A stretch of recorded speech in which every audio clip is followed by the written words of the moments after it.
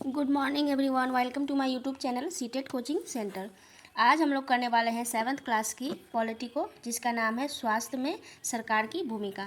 तो चलिए इस चैप्टर को हम लोग शुरू करते हैं। इससे पहले मैं जो है क्लास 7th की पॉलिटी का चैप्टर नंबर 1 उसका जो डिस्कशन अपने ही इसी यूट्यूब चैनल में करवा चुकी हूँ। आप लोग उसको भी जाके देख सकते हैं। ये सारे जो पॉइंट है सीटेट एग्ज़ाम के लिए काफ़ी महत्वपूर्ण है। तो चलिए इसको हम लोग स्टार्ट करते हैं।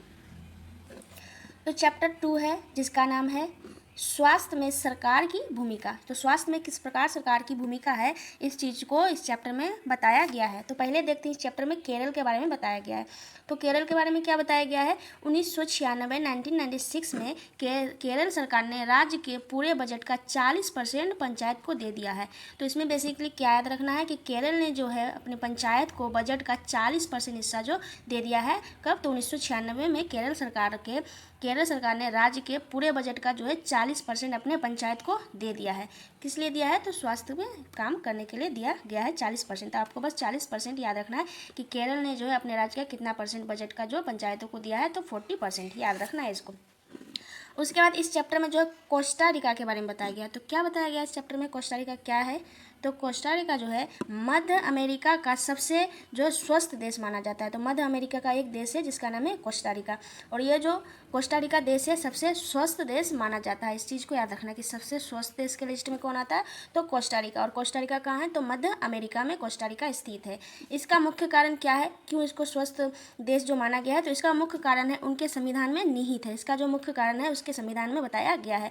और क्या बताया गया है? तो सेना नहीं रखा गया है। ये जो है कोस्टा रिका देश, मध्य अमेरिका का जो कोस्टा रिका है, वहाँ पे जो है सेना नहीं रखा गया। सेना में जितना पैसा रखने में खर्चा होता है, तो उसके बदले ये क्या है, उन पैसों को स्वास्थ्य सेवा में लगाया है। स्वास्थ्य सेवा में उन पैसों को लगाया है कोस्टा रिका में। तो सेना नहीं रखा गया, सेना का जो खर्चा पैसा बचा उसको कहाँ लगाया गया है, तो स्वास्थ्य सेवा में लगाया गया है। ये सब चीज़ें जो है बहुत इंपॉर्टेंट है, आप लोग ध्यान से इसको पढ़िएगा।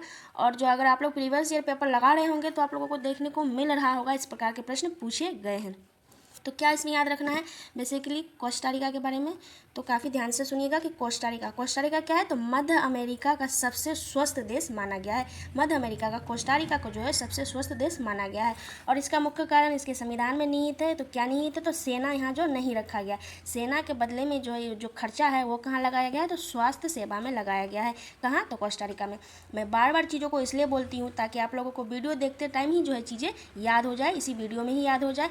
क्योंकि कंटेंट बहुत है, सबके पास बहुत चीज़ें पढ़ने के लिए, सब पढ़ता भी है पर उसका जो है रिवीजन नहीं करता है और चीज़ों को जो है याद नहीं रख पाता है, जिस कारण से जो एग्ज़ाम में प्रॉब्लम होता है। तो मैं इसलिए बार बार चीज़ों को बोलती हूँ ताकि आप लोगों को वीडियो देखने के दौरान ही जो चीज़ें याद हो जाए। तो याद हो गया होगा आप लोगों को, आई होप, कि कोस्टा रिका कहाँ है, तो मध्य अमेरिका का सबसे स्वस्थ देश है। इसका कारण जो है कि उन्होंने जो सेना नहीं रखा है, उन्होंने सेना के बदले जो पैसे बचे उसको जो है स्वास्थ्य सेवा में लगाया है। उसके बाद हम लोग देखते हैं इस चैप्टर में बताया गया है संचारणीय बीमारियों के बारे में। तो क्या होती है संचारणीय बीमारियाँ और किस प्रकार ये जो फैलती है?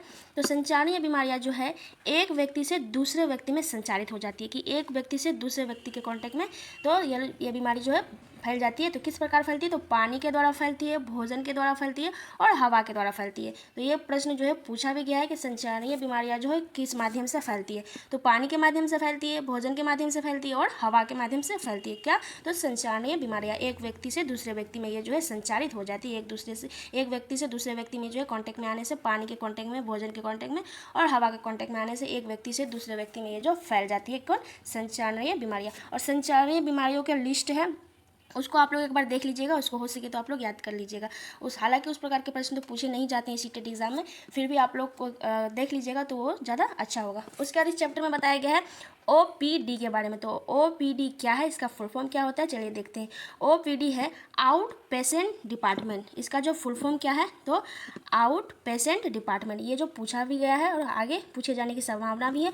तो OPD क्या होता है, आउट पेशेंट डिपार्टमेंट। ये क्या होता है OPD? तो OPD जो है विशेष प्रकार का वार्ड होता है। वार्ड में जो विशेष वार्ड में भर्ती होने वाले पहले रोगी OPD में जाते हैं। तो OPD क्या है कि विशेष प्रकार का वार्ड है जिसमें भर्ती होने वाले पहले रोगी कहाँ जाते हैं, तो वो OPD में जाते हैं। इस चीज़ को याद रखना है। तो क्या याद रखना है इसमें कि OPD का फुल फॉर्म क्या होता है, आउट पेशेंट डिपार्टमेंट। विशेष वार्ड में भर्ती होने से पहले, विशेष वार्ड में जो है भर्ती होने से पहले रोगी कहाँ जाता है, पेशेंट कहाँ जाता है, तो OPD में जाता है। इस चीज़ को याद रखना है। फिर है जेनरिक नाम, दवाइयों के जो जेनरिक नाम के बारे में बताया गया है इस चैप्टर में, काफ़ी इंपॉर्टेंट है।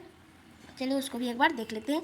तो जेनरिक नाम, जेनरिक नाम से क्या है कि दवाइयों का रासायनिक नाम। जेनरिक नाम किसको कहा जाता है कि दवाइयों का जो रासायनिक नाम होता है उसी को कहा जाता है जेनरिक नाम। तो एग्जाम्पल के लिए है एस्पिरिन, जो एस्पिरिन जो है उसका जेनरिक नाम क्या होता है, तो एसिटाइल सैलिसिलिक एसिड, इसका जो है रासायनिक नाम होता है। तो जेनरिक नाम आपको बस यही याद रखना है कि जेनरिक नाम से क्या तात्पर्य है। तो जेनरिक नाम होता है दवाइयों का रासायनिक नाम को क्या कहा जाता है, तो जेनरिक नाम कहा जाता है दवाइयों का रासायनिक नाम को। दवाइयों का रासायनिक नाम क्या होता है, तो जेनरिक।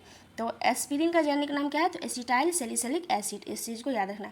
ये सारे पॉइंट्स थे जो चैप्टर नंबर 2 है पॉलिटी क्लास 7 की, उससे जो इंपॉर्टेंट पॉइंट है मैं लिखी थी। मेरा भी सीटेट जो है क्लियर हुआ था। यही सब पॉइंट्स को याद रखना है, टेंशन नहीं लीजिएगा, सब एग्ज़ाम क्वालिफाई हो जाएगा सबका। तो बस ध्यान से पढ़िए और कोशिश करिए कि चीज़ें जो है याद हो जाए वीडियो देखते टाइम ही। अगर याद नहीं होता है तो फिर वीडियो को देखिए, फिर चीज़ें जो है एक बार दो बार देखने से चीज़ें अपने आप याद हो जाती है। तो ये सब काफ़ी इंपॉर्टेंट पॉइंट्स है। हालांकि चैप्टर में और सब चीज़ें भी बताई गई है, मैं उतना चीज़ नोट नहीं की थी क्योंकि मुझे जो है वो सब सारी चीज़ें समझ में आ गई थी, तो नोट नहीं की थी। अगर आप लोगों को वीडियो अच्छा लगता है तो लाइक कीजिएगा, और इसके जो बाकी पार्ट्स हैं मैं उसको भी कोशिश करूँगी कि अपने वीडियो में आप लोग से शेयर करूँ।